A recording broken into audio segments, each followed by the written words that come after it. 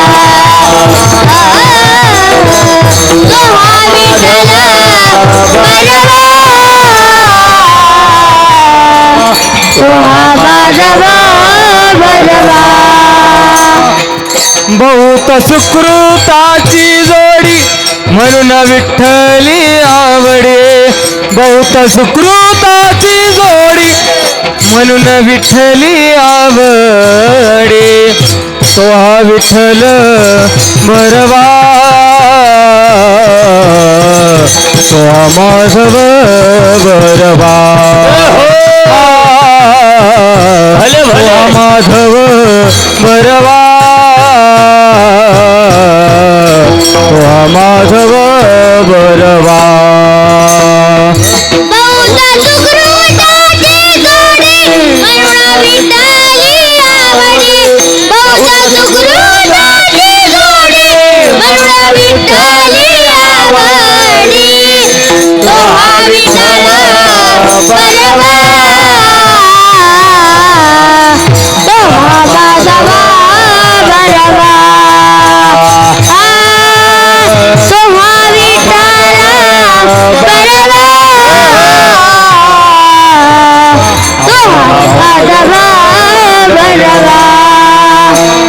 सर्व सुखाचे आगर बाप रखुमाय हे विवर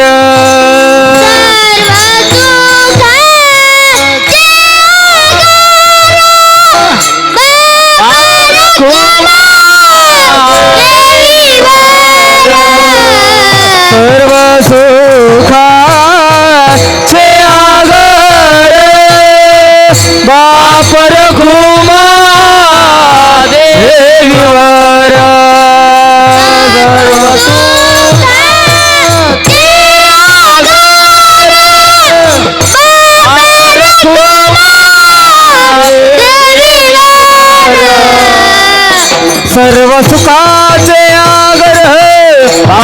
रखुमा देवीवर सर्व सुखाचे आगरे बाप रखुमा देवीवर तो हा विठ्ठल बरवा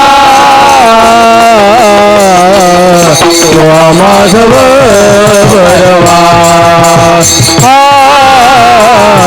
तो हा विठ्ठल बरवा तो हा माधव बरवा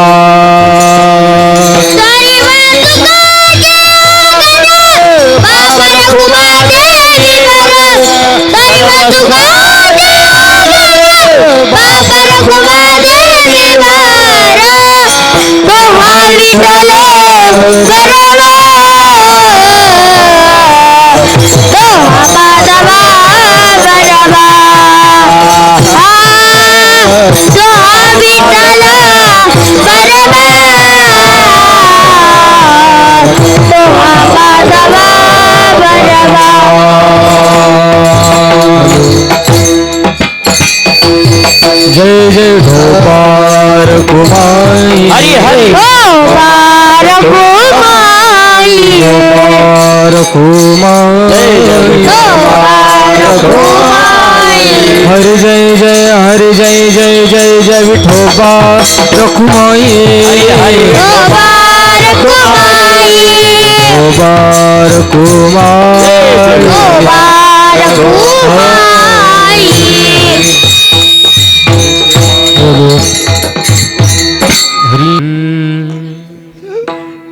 जेथे माझा सद्गुरु सखा तेथे काय उने सुखा तेथे काय उने सुखा तेथे काय उने सुखा जेथे माझा सद्गुरु सखा तेथे काय उने सुखा तेथे काय उने सुखा तेथे काय उने सुखा जेथे माझा सद्गुरु सखा तेथे काय उने सुखा तेथे काय उने सुखा तेथे काय उने सुखा जेथे माझा सद्गुरु सखा तेथे काय उने सुखा तेथे काय उने सुखा तेथे काय उने सुखा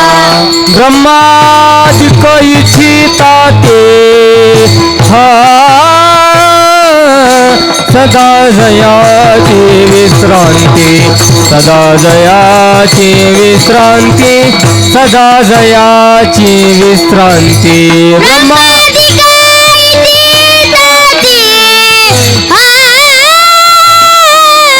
सदा दयाची विश्रांती सदा दयाची विश्रांती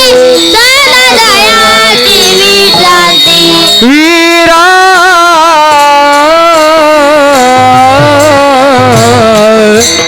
विरामने चंचलिला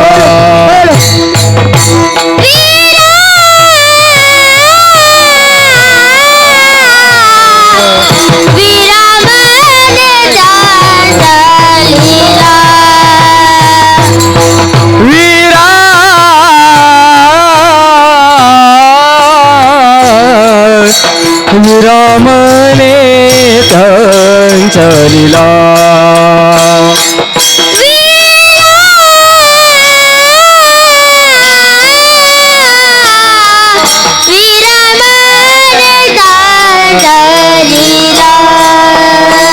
हो नेनविती त्या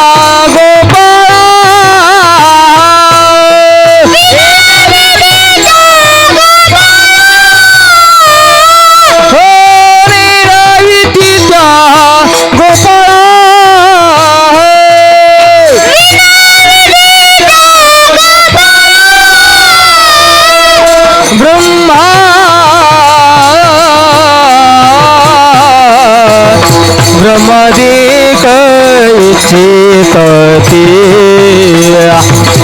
ब्रह्मा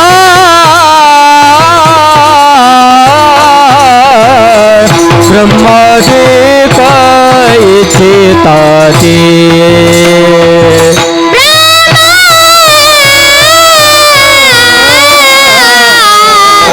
ब्रह्माची गायीची ताती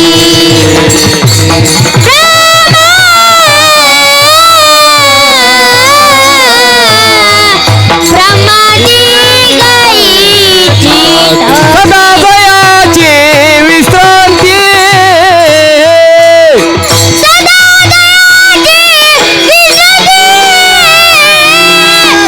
सदा गयाची विश्रांती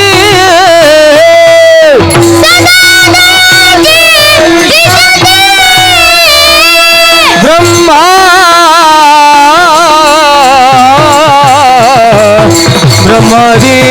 ब्रह्मादिकैची ताते ब्रह्मा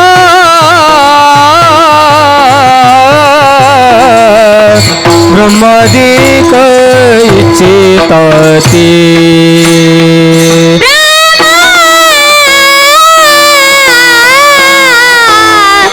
ब्रह्मादी गायीची ताती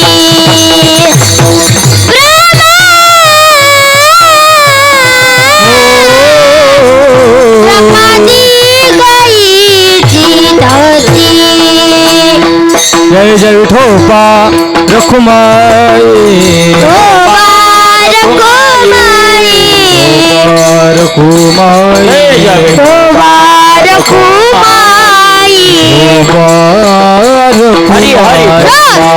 रखुमाई विठोबा रखुमाई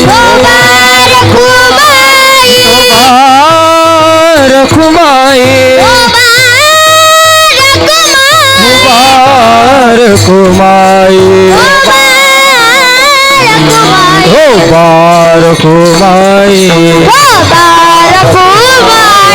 हरि जय जय हरि जय जय जय जय ठोबा रखुमाई हरि जय जय जय हरि जय जय रखुमाई हरि जय जय हरि जय जय हरि जय ठोबा रखुमाई रखुमाई रखुमाई रखुमाई रखुमाई हरि जय जय हरि जय जय जय जय ठोबा रखुमाई हा हा हा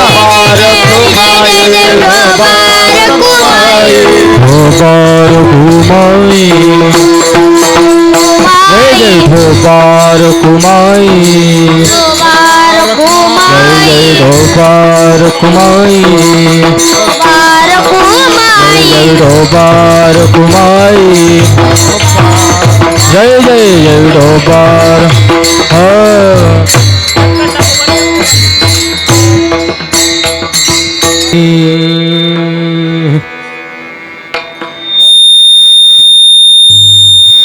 पतित पावना पतित पावना पतित पावना पतित पावना दीनानाथ नारायण दीनानाथ नारायण दीनानाथ नारायण दीनानाथ नारायण दीनानाथ नारायण दीनानाथ नारायण पतित पावना पतित पावना पतित पावना पतित पावना दीनानाथ नारायण दीनानाथ नारायण दीनानाथ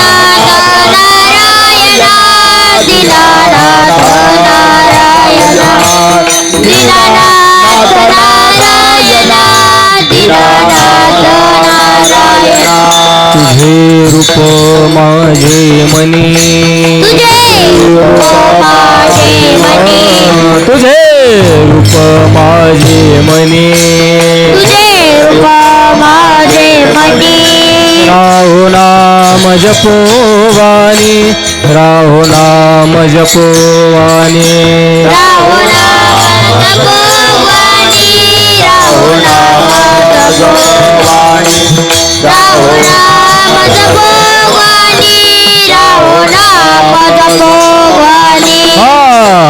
ब्रह्मांड नायका ब्रह्मांड नायका हा ब्रह्मांड नायका ब्रह्मांड नायका विश्वजनाचा पालका विश्वजनाचा पालका विश्वजनाचा पालका विश्वजनाचा पालका विश्वजनाचा पालका विश्वजनाचा पालका तुझे रूप माझे मनी तुझे रूप माझे मनी राहु नाम जपोवानी राहु नाम जपोवानी राहो नाम जपोवाणी राहो नाम जपोवाणी राहो नाम जपोवाणी राहो नाम जपोवाणी जीवीची जीवा जीवीची जीवा जीवीची जीवा जीवीची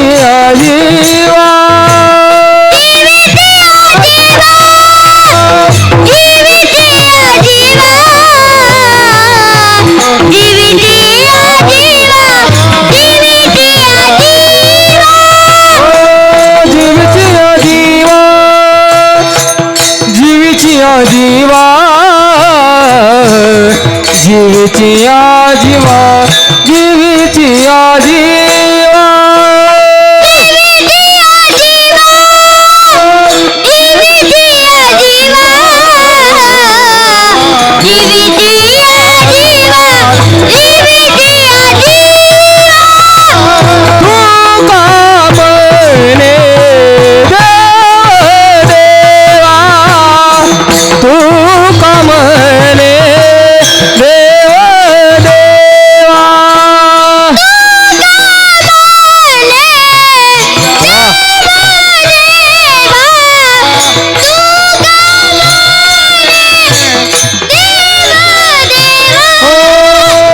तुझे रूप माझे मने तुझे रूप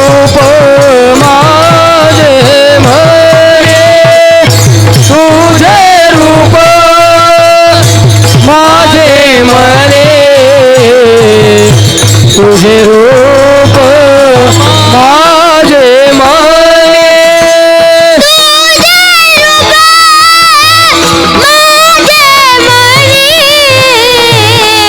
तुझे रूप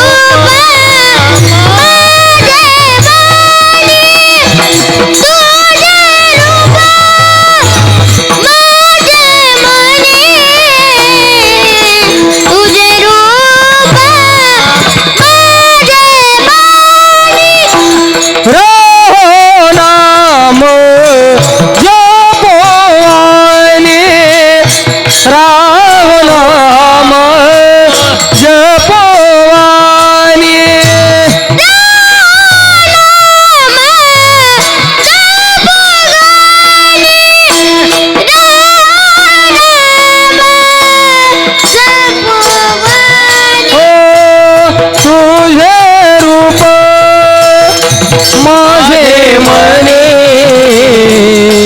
तुझे रूप माझे मने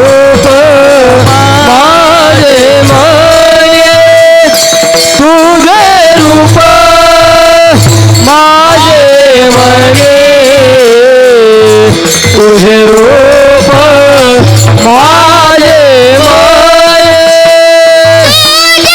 माझे मने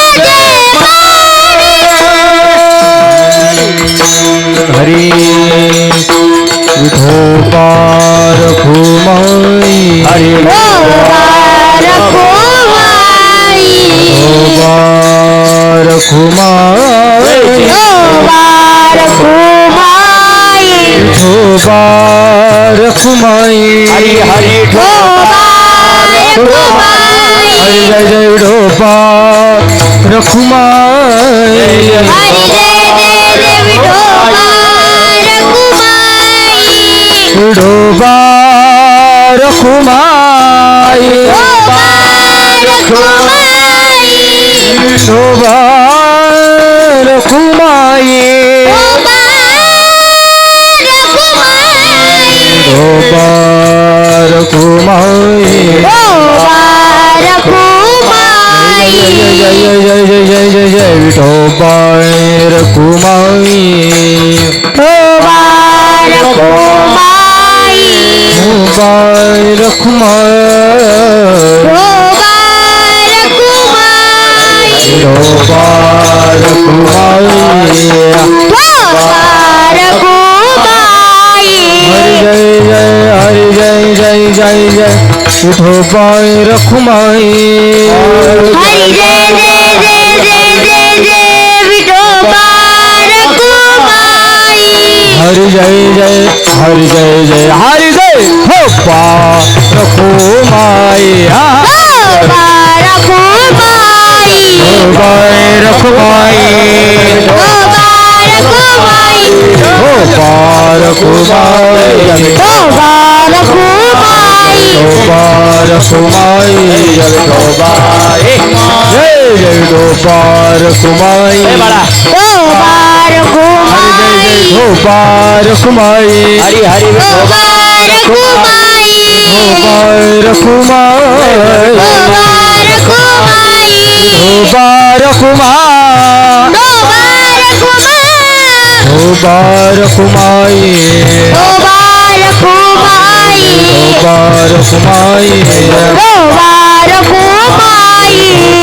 रखुमाई विठोबा रखुमाई विठोबा रखुमाई रखुमाई जय जय जय विठोबा रखुमाई विठोबा रखुमाई जय जय जय जय जय जय जय जय विठोबा रखुमाई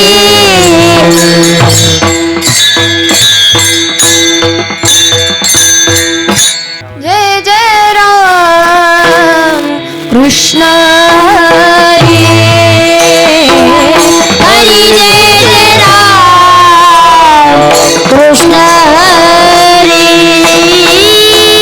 हरी जय जय राम कृष्ण हरी हरी जय जय राम कृष्ण हरी हळू हळू हळू हरी जय जय राम कृष्ण हरी हरि जय जय राम माळी कृष्ण हरी हरि जय जय राम कृष्ण हरि हरी जय जय राम कृष्ण जय राम कृष्ण हरि हरी जय जय राम कृष्ण हरि जय जय राम कृष्ण हरि हरि जय जय राम कृष्ण हरि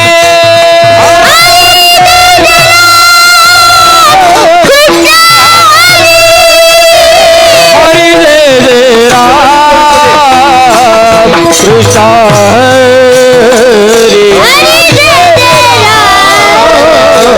कृष्ण हरी हरी जय जय राम कृष्ण हरी जय जय राम कृष्ण हरी हरे जय राम कृष्ण हरी जय जय राम कृष्ण हरे हरी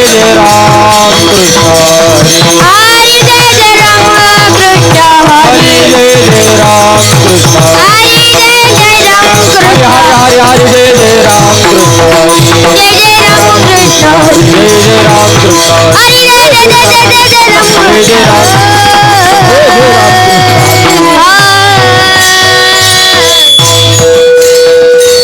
रूप पातालो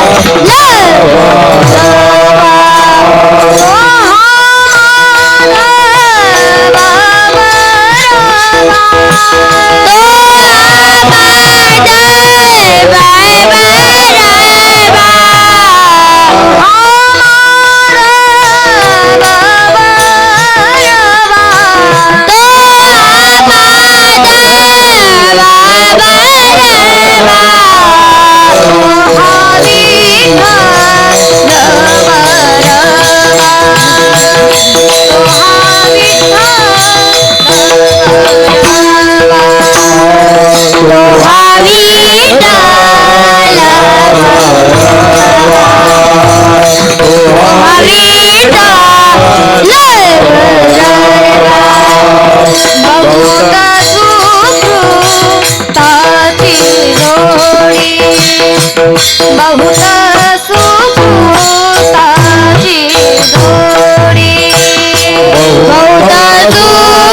सुखताची जोडी बहुत सुखताची जोडी म्हणून विठाली आवडी म्हणून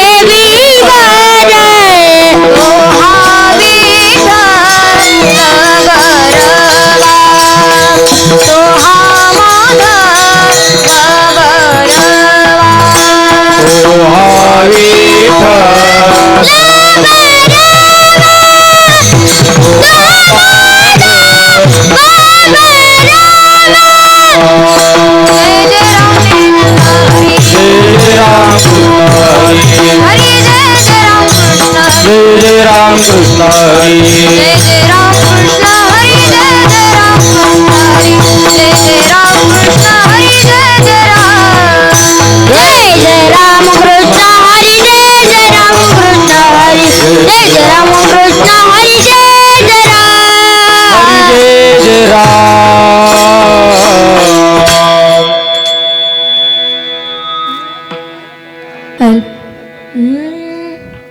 देवा माझे मन लागो तुझे चरणी संसार व्यसनी पडोने दी नामस्मरण घडो संत समागम वाऊगाची ब्रह्मण को देवा पायी तीर्थयात्रा मुखी राम नाम हाची माझा नेम सिद्धी देई नामस्मरण घडो संत समागम वाऊगाची ब्रह्मण को देवा अनेक मागणे नाही नाही देवा एका जनार्दनी सेवा दृढ देई नामस्मरण घडो संत समागम वाऊगाची ब्रह्म नको देवा विठ्ठल विठ्ठल